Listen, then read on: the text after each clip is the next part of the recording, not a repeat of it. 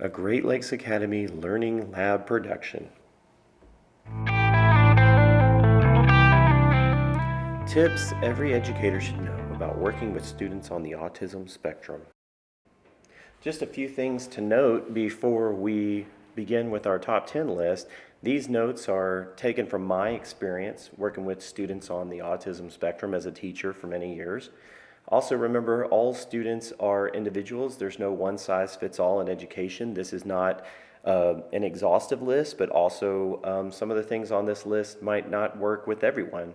I do feel that many of these tips are universal design for learning, which means that they may benefit many different students. Number 10, celebrate strengths and interests. Many times we see that students on the autism spectrum are experts in particular areas or topics. And so we can, as teachers, foster engagement with them in the classroom by incorporating their interests into our lessons.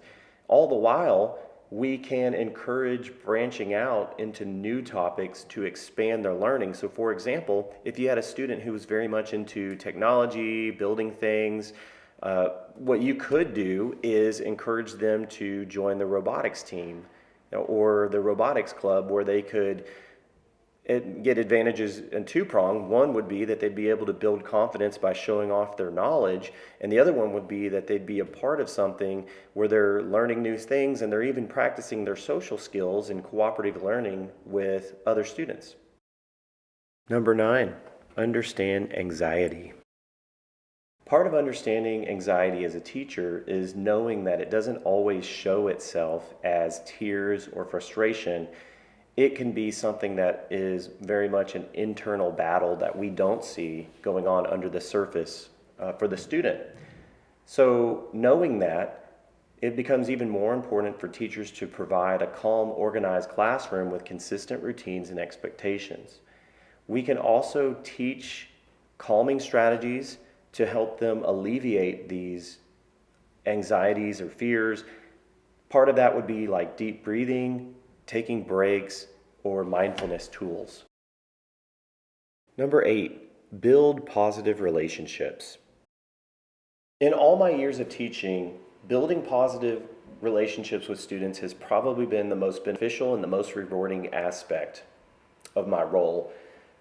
Part of it involves being approachable, friendly, and professional so that they have a good model of what an adult professional is, especially in terms of teachers.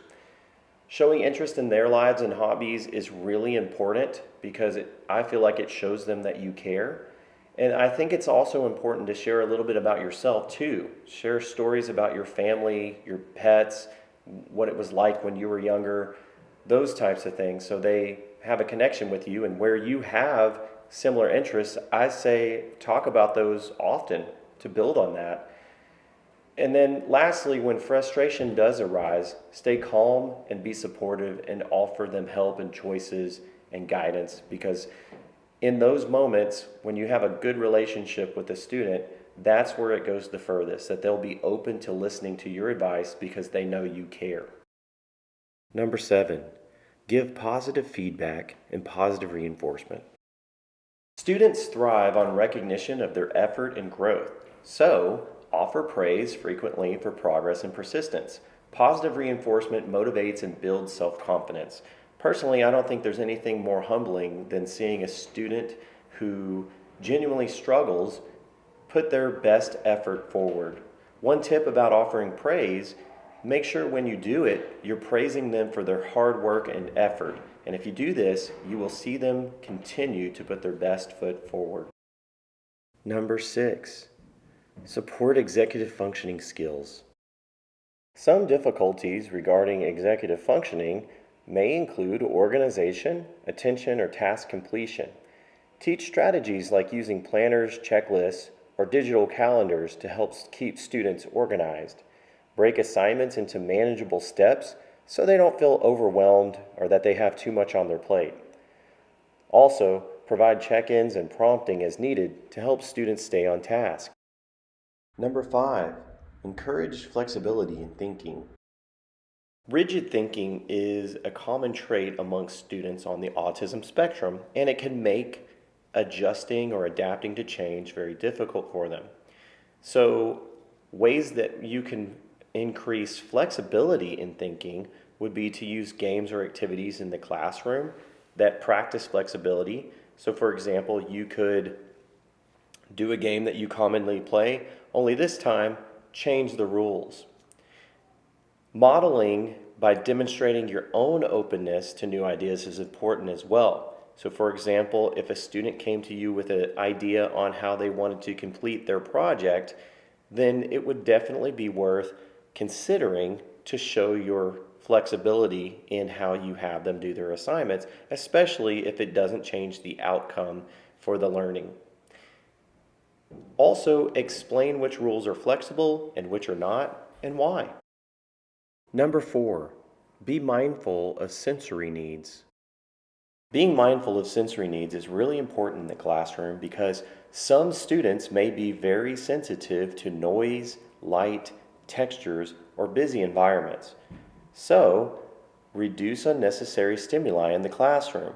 This doesn't mean that you might have an activity where students are cooperatively learning, moving about the room, talking, using materials, but what it does mean is that we need to try and limit unnecessary noises or distractions as much as possible. We can also provide accommodations such as noise-canceling headphones, calm corners, or movement breaks to help the student from becoming overstimulated. Number 3, teach social and communication skills. Social interaction and language can be challenging for students on the autism spectrum. Practice conversations one-on-one and in groups to give students the opportunity to develop skills such as small talk and pragmatics.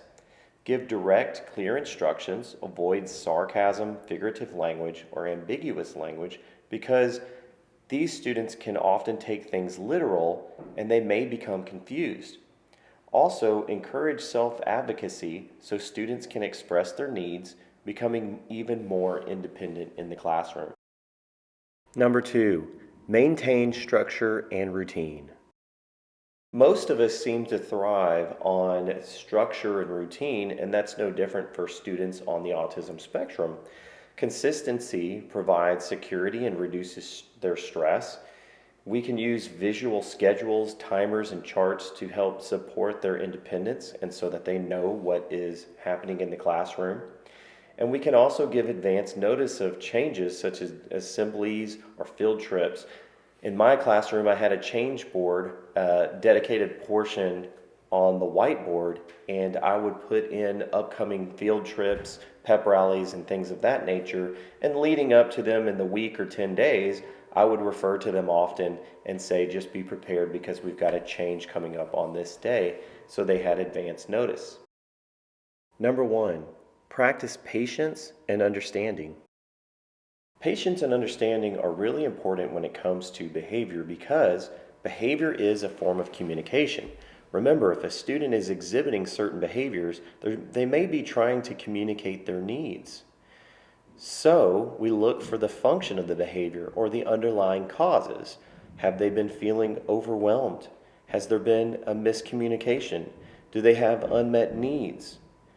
Natural consequences are a part of behavior, but if we approach it without understanding, then those behaviors will only continue. Here are some of my final thoughts. Students on the autism spectrum are unique, talented, and amazing. Through my years working with my students, it's been both joyful and humbling to be there with them through times of great triumph as well as struggle, as well as learning from them on a daily basis. If you're new to working with students on the autism spectrum, try to avoid stereotypes, focus on the individual, and realize what works for one student may not work for another. So stay flexible and student-centered. When you teach with patience and empathy, everyone grows. I'm Michael Charles, and I am the educational diagnostician at a wonderful school in Plano, Texas called Great Lakes Academy.